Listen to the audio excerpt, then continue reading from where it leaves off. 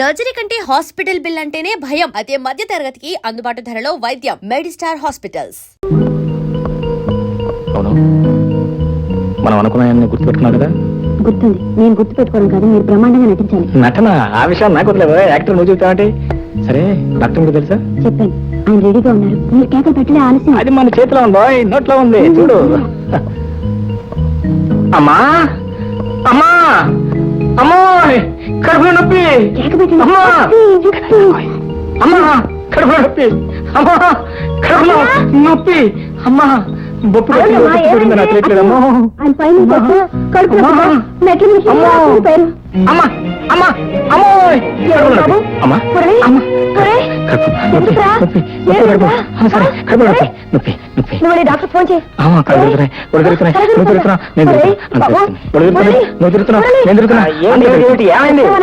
తల తిరుగుతుందంట, కడుపు నొప్పంట. కడుపులో నొప్పి ఎక్కడా? నీకేమైనా గుర్తుందా? కడుపు నొప్పంటే ఎక్కడ అంటావే నువ్వే? డాక్టర్ కాస్త చూడవయ్యా బాబు. హాస్పిటల్ తీసుకెళ్దాం. డాక్టర్ అంకుల్, నా పాటలన్నీ సక్రమంగా ఉన్నట్టే కదా? ఏ పాటలు ఉన్నాయో ఏం లేవో మొత్తం చెకప్ చేసి చెప్తాను. ఒక్క నిమిషం ఓపిక పట్టు. అమ్మో, అమ్మాయి ఎవరైనా కొట్టేశారు? ఓకే. అవును మురళి, నొప్పి ఇంతకు ముందు ఎప్పుడన్నా వచ్చిందా? ఇంతకుముందు ఎప్పుడు రాలేదు, ముందు రాదు కూడా. రాదని నువ్వెలా చెప్పగలవు? మీరు ట్రీట్ చేసిన అంకుల్ ఇంకెందుకు వస్తుంది? కడుపులో ఎలా ఉంది? ఏం లేదమ్మా, మొత్తం చెకప్ చేశాను. కడుపులో బల్ల ఏమీ లేదు. 4 రోజులు ఇక్కడే ట్రీట్మెంట్ తీసుకుంటే అంతా సెటరేట్ అయిపోతుంది. 4 రోజులా? ఒరేయ్, సమయానికి భోంచేసి ఆరోగ్యం చూసుకుంటే కడుపులో నొప్పి వస్తుందా? నువ్వు నా మాట వింటు కదా అసలు. మీరేం భయపడకండమ్మా, నేను ఉన్నా కదా. MBBS 14 ఏళ్ళు చదివి మరీ పాస్ అయ్యాను. నా పునాది చాలా స్ట్రాంగ్. అవునత్తయ్య, సమయానికి డాక్టర్ గారు అక్కడ ఉన్నారు కాబట్టి సరిపోయింది. లేకపోతే నాలుగు ఎవరు పోయేది కదా? ఎవరు? ఒరే, ఈ హాస్పిటల్ అట్మాస్ఫియర్ చూస్తుంటే నాకు తల తిరుగుతుంది, గుండెలో దరదరా కొట్టుకుంటుంది. మీరు ఇంటికి రెస్ట్ తీసుకోండి అమ్మా, నేను మురళిని జాగ్రత్తగా చూసుకుంటాను. వీళ్ళు ఇక్కడ వదిలేసి వెళ్ళడమే. భయం దేనికమ్మా? అవునత్తయ్య, అసలు మీ ఆరోగ్యం బాగుంటలేదు. మీరు ఇంటికి నేను చూసుకుంటానుగా. వెళ్ళమ్మా. మీరు వెళ్ళండి.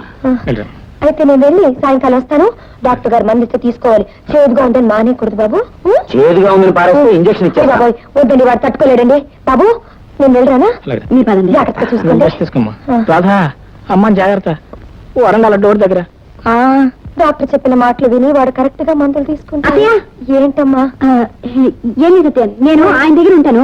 మీరు సాయంత్రం తప్పకుండా వస్తారుగా? తప్పకుండా వస్తా. ఏమిటా అత్తయ్య, ఇంట్లో పని వాళ్ళంతా ఏం చేస్తున్నారో ఏమిటో నాకేం అర్థం కాదు. ఆయన పరిచయం చేయాలంట. సాయంత్రం ఆయన ఫోన్ చేయకూడదంట అత్తయ్య. మీరు చౌకాసి తీసుకొస్తారుగా? తీసుకొస్తారమ్మా. మర్చిపోరుగా? మర్చిపోరు. తప్పకుండా తీసుకొస్తారా? నువ్వు వెళ్ళి మురళికి ఏం కావాలో చూడు, నేను సాయంత్రం వస్తాను.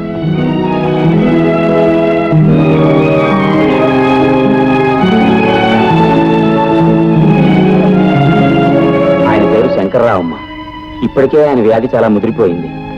ఆపరేషన్ చేయకపోతే నయం అవటం కష్టం. మరి ఇంకెందుకు ఆలస్యం చేస్తున్నావు? ఆయన బాధపడుతోంది ఒక్క జబ్బుతోనే కాదమ్మా, మానసికంగా చాలా కృంగిపోయాడు ఆయన. వివరాలు అడిగితే తనకి వెనక ముందు ఎవరు లేరని నిరాశ నిస్పృహలు కనపరుస్తున్నాడు. పైగా ఆపరేషన్ చేయడానికి 5,000 అవుతుంది. ఆయన ఇచ్చుకోలేడేమోనని. 5,000గా? ఆ డబ్బు నేను ఇస్తాను, నువ్వు ఆపరేషన్ చేయి. డబ్బు మీరిస్తారా? అమ్మగారు, ఆయన మీకేమన్నా బంధువా?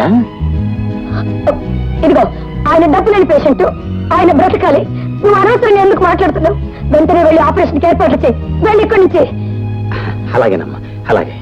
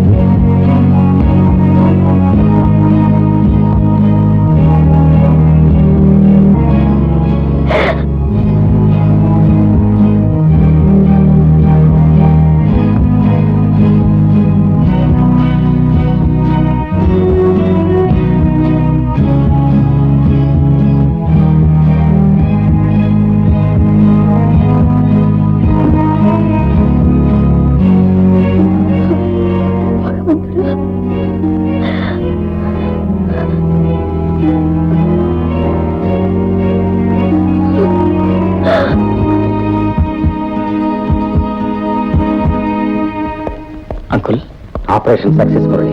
Thank you. He'll be all right. Thank you. మీరు నా ఈ జన్మలో తీర్చుకోలేండి డాక్టర్ గారు. ఏ ఆధారం లేని నాకు ఆశ్రయం ఇచ్చి ఫీజు కూడా తీసుకోకుండా ఆపరేట్ చేశారు. నేనేం ఉచితంగా ఆపరేషన్ చేయలేదండి మీకు. నా ఫీజు నాకు ముట్టింది. ఫీజా? అవును. ఏ ఆధారం లేని వాళ్ళకి దేవుడే ఆధారం అంటారు. మిమ్మల్ని మాత్రం ఓ దేవత ఆదుకుందండి. ఎవరా దేవత? పార్వతమ్మ గారు. ఏ పార్వతమ్మ? అదే మన ప్రభాకర్ కెమికల్స్ పార్వతమ్మ గారు.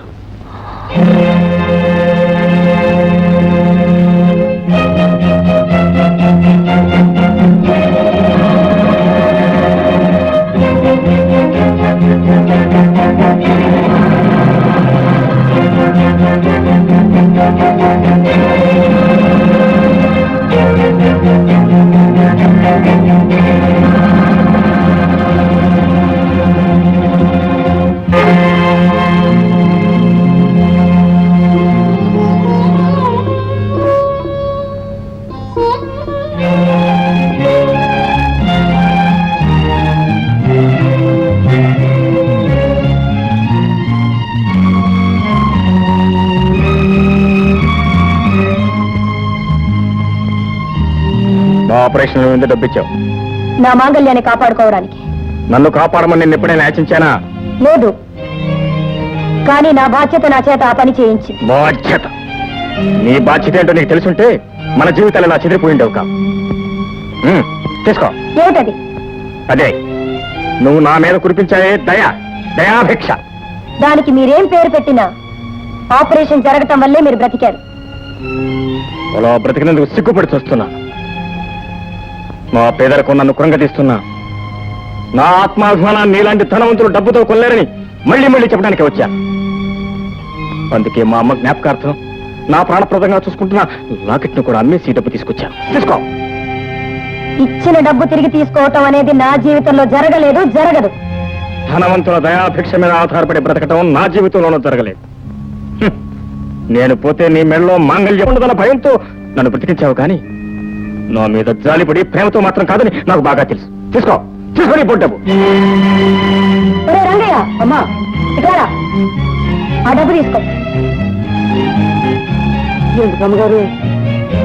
ఆ డబ్బు నీది, దాంతో నువ్వు ఏమైనా చేసుకో. పట్టుకెళ్ళు. వెళ్ళరా అక్కడి నుంచి. భాగ్యాన్ని చూసి మురిసిపోతూ సౌభాగ్యాన్ని కూడా లెక్క చేయని ఇలాంటి స్త్రీని నేను క్షమించిన ఆ దేవుడు క్షమించను. మామయ్య,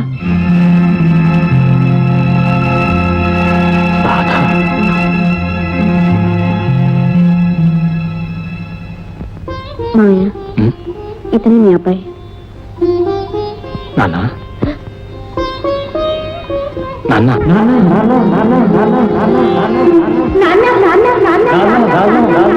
నాన్న, నీ పరిస్థితుల్లో నాన్న నాన్న అని పదే పదే అనిపించుకోవాల్సిన ఈ మాటను నీకు 25 ఏళ్ళు వయసు వచ్చిన తర్వాత తొలిసారిగా వినాల్సి వచ్చింది. మన మధ్య రక్త సంబంధం తప్ప ప్రేమ బంధం చోటు చేసుకోలేదు నాయన. ఇది మన దురదృష్టం. విచారించకండి నాన్నగారు, త్వరలోనే అన్ని బంధాలు చక్కపడతాయి. చక్కపట్టు ఇంకా ఏం చక్కపడతాయి నాయన. అన్ని బంధాల్లోకి ముఖ్యమైన అనుబంధం నా జీవిత బంధం ఇలా తయారైన తర్వాత రాధ, నువ్వు ఇంట్లో ఒక క్షణం కూడా ఉంటాను వెళ్ళేది. అలా అన్నా, మురళి, రాత్రి వెళ్ళని. అది కదమ్మా, వాళ్ళు అనవసరంగా మాట్లాడకు. రాత ఎవరని తెలియనప్పుడు నేనే ఇక్కడ ఉండమన్నాను, కానీ ఇప్పుడు నేనే వెళ్ళమంటున్నాను. రాధ ఎవరో ఇప్పుడు మాత్రం నీకు తెలుసా? కేవలం నా మేనకోడలే కాదు, ఆనాడు నీ దురహంకారానికి నీ మూర్ఖత్వానికి బలైపోయి సమయానికి వైద్య సహాయం అందక దారుణంగా చచ్చిపోయాడు నా మిత్రుడు శ్రీధర్రావు. ఆ శ్రీధర్రావు కూతురే ఈ రాధ. ఈ రాధ తండ్రి చావు కారణం నువ్వైతే నీకు జబ్బు చేసి చావు బ్రతుకుల్లో కొట్టుబెట్టాడుతూ ఉంటే నీకు అహర్నిశలో సేవ చేసింది ఈ రాధ. You ungrateful creature.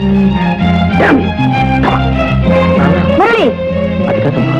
నువ్వు ఇప్పుడు ఆలోచించవలసింది వాళ్ళ గురించి కాదు, నా గురించి, మన పరువు గురించి. అమ్మా నువ్వు రాత్రి మర్చిపోవాలి. అమ్మా, అది మన పరువు గురించి. నా మీద ఏమాత్రం గౌరవం ఉన్నా మీ నాన్న నువ్వు కలుసుకోకూడదు. అమ్మా, అది నా గురించి. చూడు, నువ్వు వెంటనే వెళ్ళి గీతం తీసుకురా. ఇది నీ గురించి. వెళ్ళు, వెళ్ళి గీతం తీసుకురా.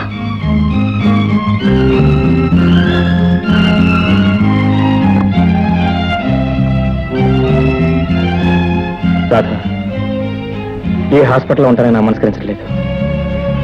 మనం ఇక్కడ క్షణం కూడా ఉండొద్దు. మనం వెళ్ళిపోతాం. మావయ్య, మీరేదో ఆవేశంగా మాట్లాడుతున్నారు. ట్రీట్మెంట్ పూర్తి కాకుండా వెళ్ళిపోవడం. మనం వెళ్ళిపోవాల్సింది. చూడండి శంకర్రావు గారు, ఇప్పటి వరకు మీ వైద్యానికి చాలా ఖర్చు అయింది. ఇంకో 10 రోజుల పాటు జాగ్రత్తగా మందులు వాడితే గానీ మీ ఆరోగ్యం పూర్తిగా కుదరపడదు. అవును మావయ్య, లేకపోతే చేసినంత వృధా అవుతుంది. ఈ ఊర్లోనే ఏదైనా ఇల్లు అద్దెకి తీసుకుని ట్రీట్మెంట్ చేయించుకుంటే బాగుంటుంది. కరెక్ట్. ఇల్లు అంతే జ్ఞాపకం వచ్చింది. శంకర్రావు గారు, మీ అదృష్టం కొద్దీ మా పక్కన నిన్నే ఖాళీ అయింది. నిజమేనా? అందులో ఉంది కానీ. ఏ మావయ్య?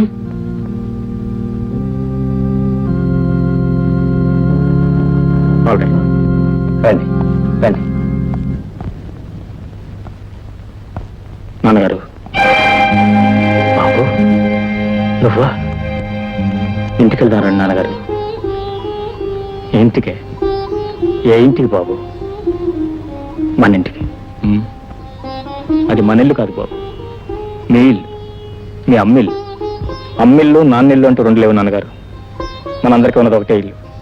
ఆ ఇల్లు కళకళలాడుతూ ఉండాలంటే మీరు మేము అంతా ఒకే చోట ఉండాలి. అంతా ఆనందంగా ఉండాలి.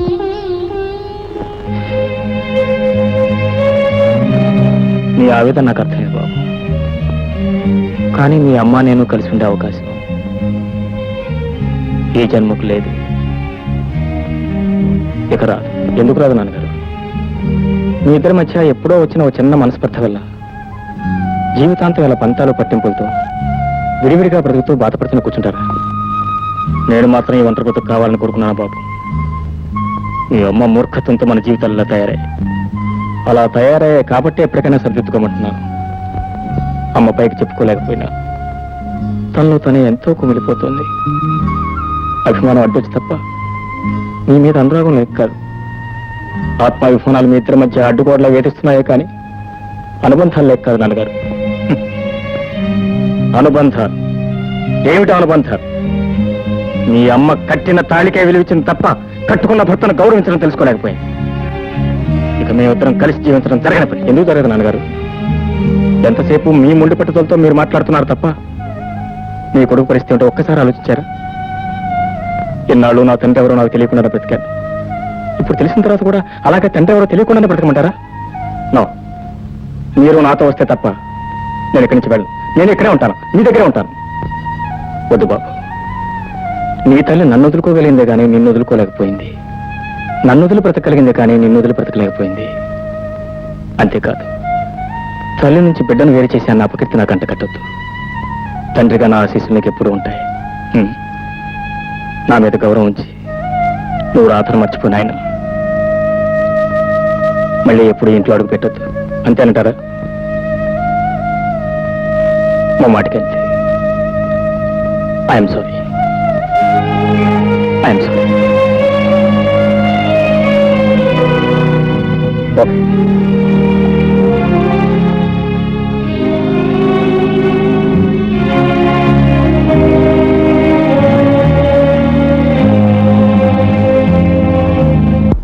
పళ్ళరసం తీసుకున్నాం.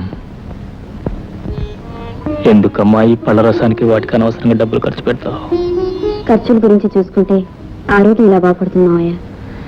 ఏమిటో నీ చేదస్తాం.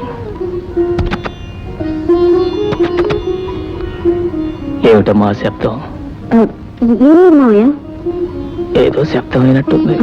నేను చూస్తాను, మీరు పళ్ళరసం తీసుకోండి. పోయి చూడు.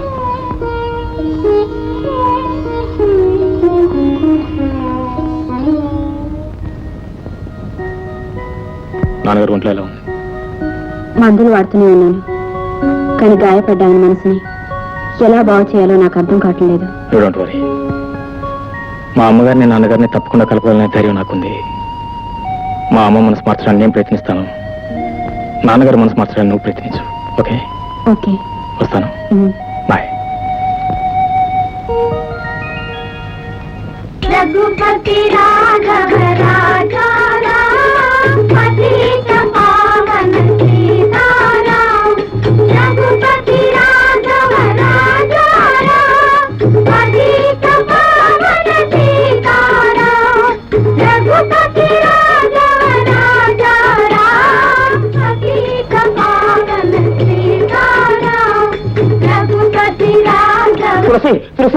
ఏమిటే చెప్పా చేయకుండా సన్యాసులు కలిసిపోయావు. చిచి, ఎవరన్నా చూస్తే మనం పరుగు పోతుంది. పద. పిచ్చివాడా, తులసి లేదు గెలసి లేదు. చేతి వైరాగ్యంతో పాటు నీకు పిచ్చి కూడా పట్టిందనమాట. నాటు వైద్యం చేసి చేసి నీకు మెంటలు వచ్చింది ఆ తులసిదళం. ఇదిగో నేను ఇంటికి తీసుకెళ్లి స్పెషల్ వైద్యం చేయిస్తాను. పద. నువ్వెవరువో నాకు తెలియదు. పిచ్చాసుపత్రి నుంచి పారిపోయి వచ్చావా నాయన? మాట్లాడకుండా పద, నువ్వు ముందుంటికే. చెయ్యదు. నువ్వు వస్తావా రావా? వదలమంటుంటే నిన్ను పోలీసులు పట్టిందని చెప్తున్నాను. వదలు. నువ్వు మాట్లాడకుండా పద. వదలమంటుంటే. పద ముందుంటికి పద. వదలు. ఇదిగో నువ్వు మర్యాదగా రా ఇంటికి, లేకపోతే ఇప్పుడు అనవసరంగా గొడవ అయిపోతుంది నువ్వెవరో చెప్తున్నాను. నాకు తెలీదు. అరే, చెయ్యదు. చెప్పిన మాట విను. తులసిదళం, నా మాట. ఏంటి అలా పోగొట్టుకుంటున్నారు? మీరా? మీ భార్య గారు సన్యాసుల్లో కలిసిపోయి ఇంటికి రానంటున్నారా? అవునండి, పొద్దున్న నేను ఇంటి నుంచి బయలుదేరేటప్పుడు బాగానే ఉంది. ఏమిటమ్మా ఇది? భర్తుండగా మీరు సన్యాసుల్లో కలవటమా? హాయిగా ఇంటికి వెళ్ళి కాపురం చేసుకోండి అమ్మా. సిగ్గులేదు. ఆ రోజు నాతో కాపురం చేయి మగడ అంటే పెళ్ళానికంటే డ్యూటీ ముఖ్యమని నన్ను వదిలేసి వెళ్ళిపోయావు. ఇన్నాళ్ళ తర్వాత మళ్ళీ కనిపిస్తే ఇంకొకటి వెళ్ళమంటావా? ఏమిటండి కేసులో అడ్డం తిరిగింది? నువ్వు నా భార్య చిత్ర. డాక్టర్ గారు, ఈవిడ మీ భార్య తులసిదళం గారు కాదండి, నా భార్య చిట్టి. చిటా తిరకాసు. నమస్కారం చిట్టి గారు. హెడ్ గారు, మీరు కలుసుకున్నారు కాబట్టి ఆవిడ మీ ఇంటికే తీసుకెళ్తారో పోలీస్ స్టేషన్కి తీసుకెళ్తారో మీ పోలీస్ స్టేషన్ ఎందుకండి? పోలీస్ స్టేషన్ అని ఇదిగో ఇంతవరకు తెచ్చుకున్నాం. ఇక పోలీస్ స్టేషన్ కాదండి, సరాసరి ఇంటికే తీసుకెళ్తాను. సరే, జంటగా మా ఇంటికి రండి. మీ ఫ్యామిలీ మా ఫ్యామిలీ కలిసి భోజనం చేద్దాం. వస్తాను చిట్టి గారు. అలాగేనండి.